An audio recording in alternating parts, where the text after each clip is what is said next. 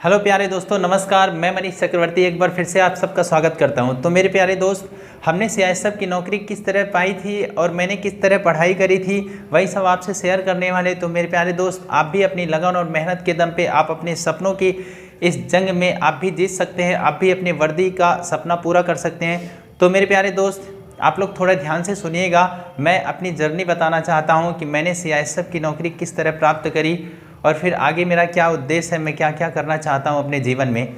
तो मेरे प्यारे दोस्त, और साथ साथ ये भी हम लोग सीखेंगे कि किसी भी कंपटीशन एग्ज़ाम के लिए मेरे दोस्त मैथ को किस तरह तैयार करें। मैंने मैथ को किस तरह अपना तैयार किया, मैंने किस तरह मैथ को सीखा, वह भी आप लोगों से शेयर करेंगे।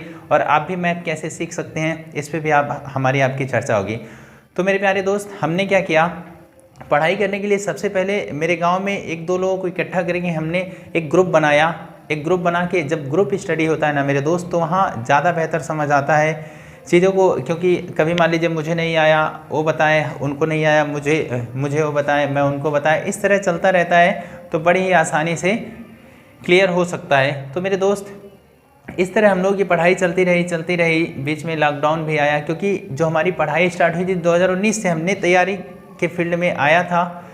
तो मेरे दोस्त 2019 में जब मैं तैयारी के फील्ड में आया तो वहाँ से फिर पता चला कि क्या लेवल रहता है तैयारी का, किस तरह है। हमें पहले लगता था क्या सरकारी नौकरी सिर्फ और सिर्फ पैसे वालों को मिल सकती है, पर ऐसा है नहीं। मैंने एक बार जब हल्का हल्का अपने हिसाब से मैंने तैयारी शुरू किया, फिर धीरे धीरे करके जब कारवा बढ़ता गया तो फिर कॉन्फिडेंस लेवल हाई होते गया। मुझे लगा कि पहला एग्ज़ाम निकला, दूसरा निकला, तीसरा निकला, इससे मेरा कॉन्फिडेंस बढ़ता गया। अब मैंने प्रण लिया है कि जब तक अपने जैसे बहुत सारे सीआईएसएफ को बना नहीं दूंगा तब तक मुझे वो संतुष्टि नहीं मिलेगी। मेरे दोस्त, मैं चाहता हूँ कि भाई मैं पढ़ाऊँ और अपने एरिया के जितने भी बच्चे हैं जो कहीं बाहर जाके, मान लीजिए मेरे एरिया के जो भी बच्चे हैं सभी लोगों को जाना पड़ता है, गोरखपुर जाना पड़ता है, इलाहाबाद जाना पड़ता है, लखनऊ जाना पड़ता है, पटना जाना पड़ता है, तो अलग अलग जगह जाके उनको तैयारी करना पड़ता है बहुत सारे एग्ज़ामों के लिए। तो वही मैं सोच रहा हूँ कि मेरे भी क्षेत्र में एक अच्छा कोचिंग सेंटर रहे जहाँ से बच्चे अपने सपनों की जंग को हासिल कर सके, अपने सपनों को हासिल कर सके, जो उनके सपनों की वर्दी है वो भी उनको मिल सके। तो मेरे दोस्त, सबसे पहले मैं बात करूँगा आप लोग अपना मैथ कैसे इम्प्रूव करें। सबसे ज़्यादा इम्पॉर्टेंट बात है मैथ को किस तरह सीखा जाए। सबसे पहले मेरे दोस्त, मैथ में आप सबसे पहली बात आप उसका जितना बेसिक कॉन्सेप्ट है उसको सीख लीजिए। जैसे मान लीजिए सबसे पहली बात तो आपको जोड़ घटाना गुणा भाग साथ साथ बोर्ड मास, मैथ में सबसे ज़्यादा अहम भूमिका निभाता है मेरे दोस्त बोर्ड मास। यदि आपको बोर्ड मास आता है ना तो फिर कहीं नहीं फंसेंगे। इंग्लिश में लिख दे रहे हैं BODMAS, बोर्ड मास।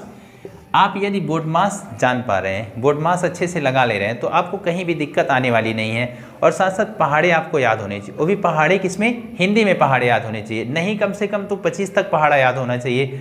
वर्ग और घन याद होना चाहिए, वर्ग कम से कम 50 तक याद हो, और घन नहीं कुछ हो पा रहा है तो कम से कम 20 तक तो घन आपको याद होना चाहिए।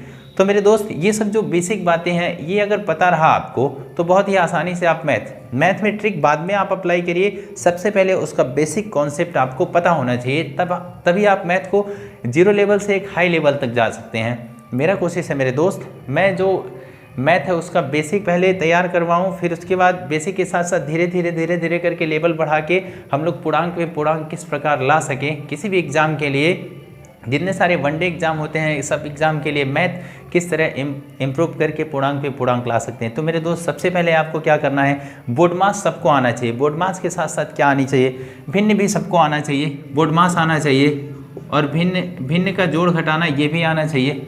बोर्ड मास आना चाहिए, भिन्न का जोड़ घटाना चाहिए, साथ साथ दशमलव भी आना चाहिए मेरे दोस्त। दशमलव का ये जो छोटा छोटा सवाल होता है यही ले जा करके थोड़ा ऊपर फंसा देता है, तो आपको दशमलव वाला भी सवाल आना चाहिए। साथ साथ प्रतिशत, हल्का प्रतिशत का भी बेस आना चाहिए। दशमलव हो गया, प्रतिशत हो गया, स्क्वायर रूट यानी वर्ग और वर्गमूल और स्क्वायर रूट भी आना चाहिए, यानी ये रूट भी आना चाहिए। और फिर वर्ग भी आना चाहिए और वर्गमूल भी आना चाहिए। वर्गमूल, स्क्वायर रूट यानी ये जो घातांक गाड़ी होता है ये भी आना चाहिए, वर्गमूल भी आना चाहिए। ये सब जो बातें हैं ये मैथ के आपको, और बेसिक फार्मूले भी आपको याद होने चाहिए। कोशिश करिए कि अभी जो फार्मूले होते हैं वो सब भी आपको पता रहेगा तो बड़े आसानी से बहुत बड़े बड़े सवाल को आप खुद, पहले आप ट्रिक मत सीखिए। सबसे पहले आप काम करिए, एक बार बेसिक पकड़ लीजिए, फिर उसके बाद खुद आप ट्रिक बना देंगे, कहीं भी दिक्कत नहीं फंसने वाला है। तो एक बार पूरा का पूरा कॉन्सेप्ट आपको पता हो जाए तो आराम से बड़ा सवाल हल कर सकते हैं। तो मेरे दोस्त बोर्ड मास का बहुत बड़ा रोल है। और साथ साथ ये जो होता है, जैसे प्लस बराबर के उधर भेजे माइनस हो गया, माइनस बराबर के उधर भेजे प्लस हो गया, गुणा बराबर के उधर भेजे भाग हो गया, भाग भेजे तो गुणा हो गया। ये भी आपको बड़े ही अच्छे से नॉलेज होना चाहिए। और पक्षांतर करने भी आना चाहिए, क्रॉस गुणा आना चाहिए। ये सब जो छोटी छोटी बातें हैं ये आपको पता होना चाहिए। मैं कोशिश करूँगा एक वीडियो बनाऊँ, थोड़ा लंबा वीडियो जाएगा 40-45 मिनट 50 मिनट का, जिसमें जितने भी मैथ के बेसिक हैं, स्पेशल एसएससी जीडी के लिए जितने भी मैथ के बेसिक कॉन्सेप्ट है सबको मैं एक ही वीडियो में कन्वर्ट कर दूं। एक वीडियो में बना दूंगा सिर्फ और सिर्फ किसका, SSC GD special basic math का। यानी जितने भी बड़े सवाल में छोटे छोटे काम आने वाले हैं सब मैं एक साथ कोशिश करूंगा एक साथ सारा हो जाए। तो मेरे दोस्त, आप लोग यदि इस तरह यानी बेसिक पकड़ के चलेंगे तो आप बेसिक प्लस ट्रिक लगा के धीरे धीरे करके आराम से सीख सकते हैं। लेकिन भाई ध्यान रखना मेरे दोस्त, क्या आपको गुणा भी अच्छे से तेज़ी से आना चाहिए, भाग भी आना चाहिए बढ़िया से, और साथ साथ पहाड़े तो आपको याद होने चाहिए, वर्गमूल घनमूल ये सब का भी ध्यान रखेंगे तो बड़े ही आसानी से आप कितना भी कोई कमज़ोर बच्चा रहे। ये मैं उन भाइयों को बता रहा हूँ जिनका मैथ एकदम जीरो लेवल का है।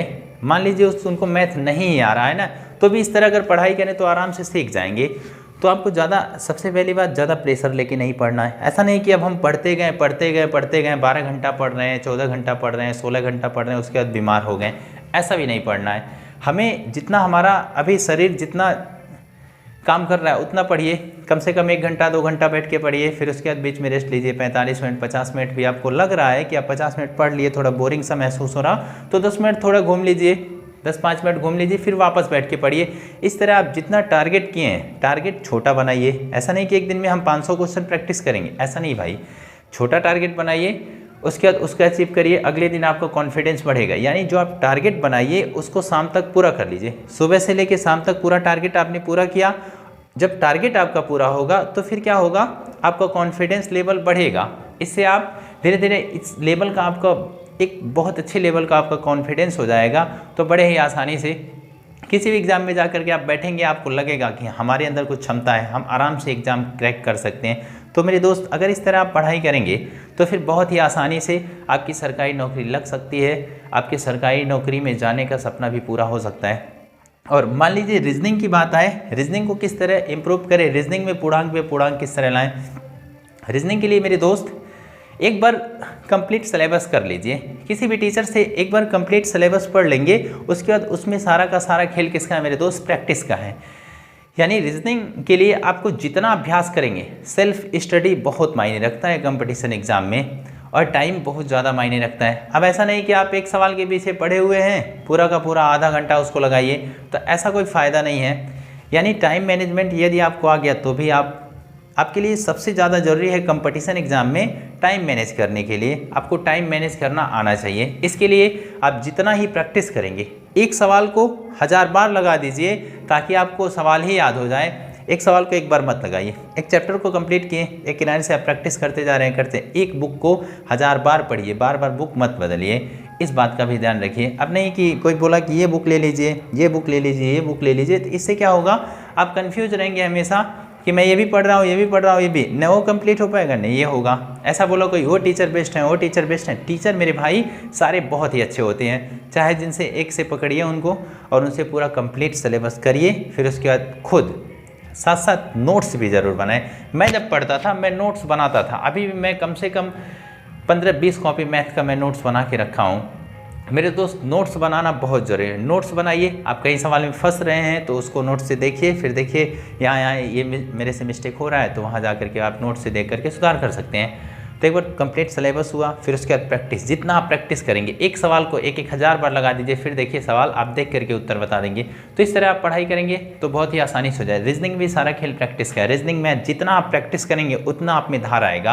यानी बार बार प्रैक्टिस करिए, बार बार प्रैक्टिस करिए। जितना अभ्यास आप करेंगे उतना आप में धार आ जाएगा और आपको आपका मनचाहा पोस्ट मिल जाएगा। यानी आप अपने जीवन को अपने हिसाब से दिशा देने लगेंगे। ऐसा नहीं कि समाज का प्रेशर, घर वालों का प्रेशर, ये सब से थोड़ा ऊपर हो जाएंगे। यानी एक बार बढ़िया से पढ़ लीजिए, फिर एक किनारे से जो मन करेगा, जिस नौकरी में मन करेगा जाने का, वहाँ आप जा सकते हैं। बस एक बार बहुत ही अच्छे लेवल की एक बार तैयारी कर लीजिए मेरे दोस्त। इसके साथ साथ एसएससी जीडी में मैथ हो गया, रीजनिंग हो गया, साथ साथ हिंदी भी आता है। हिंदी के लिए बहुत सारे बुक आते हैं, किसी भी बुक से। मैंने तो हिंदी के लिए लूसेंट पढ़ा था, लूसेंट मुझे बहुत अच्छा लगा।